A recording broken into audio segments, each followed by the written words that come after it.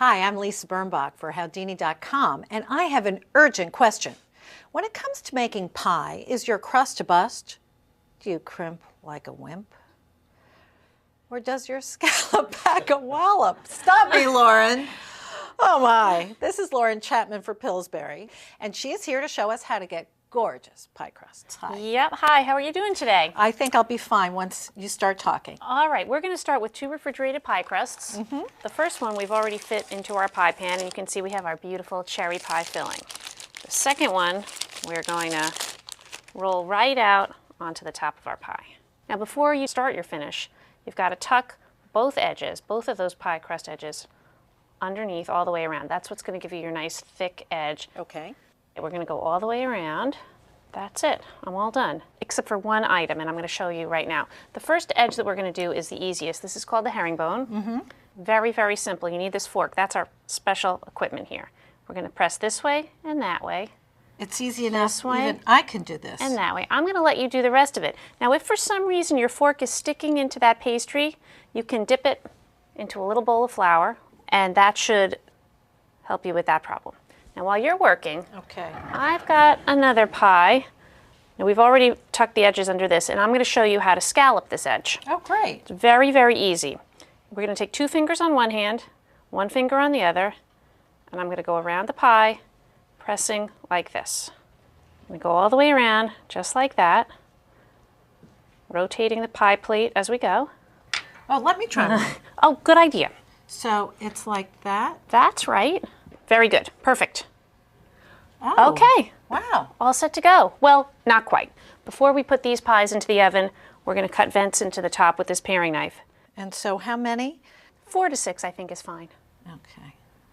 And they're going to open. They're going to be nice decorative slits, too, Right. when they open up in the oven. And here is the last slit. Great. And it's pretty. I mean, it's a nice look. Looks good, doesn't it?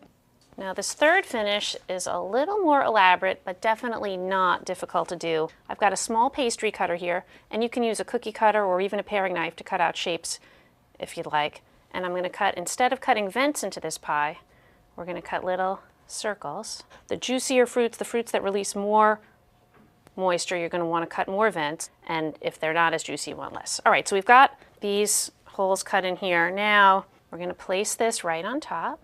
Ooh. Oh, it's kind of artistic, isn't it? Well, you haven't seen anything yet. Well, we're going to finish off the edges. Maybe you can tuck those underneath the way that I showed you, and then I will show you the last 2 finishing touches. Okay. Now, remember the little cutouts that we made?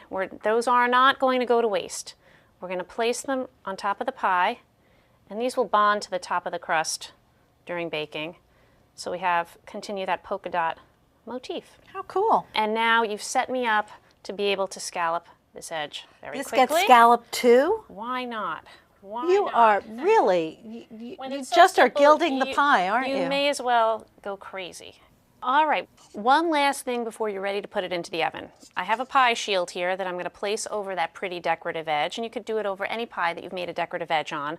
That's going to protect the edge from burning while the rest of the pie bakes. And speaking of this shield, does it stay on the whole time? 15 minutes before the pie is ready to come out of the oven, remove it, and that'll allow that edge to brown up beautifully. Okay, now Lauren, pretend, if you will, that our 3 pies that we've now made are baking. They're baking. And abracadabra, poof, here they are. Here are our pies. The scallop, we've got the cutouts, and there's your herringbone crust. Really beautiful and really doable. Very doable. You did a great job, Lisa. Thank you, Lauren. Thank you for teaching me Pie 101. I promise I'll cram all weekend for the test. For more easy techniques, recipes, and tips, visit Pillsbury.com. I'm Lisa Birnbach for Howdini. Let's try.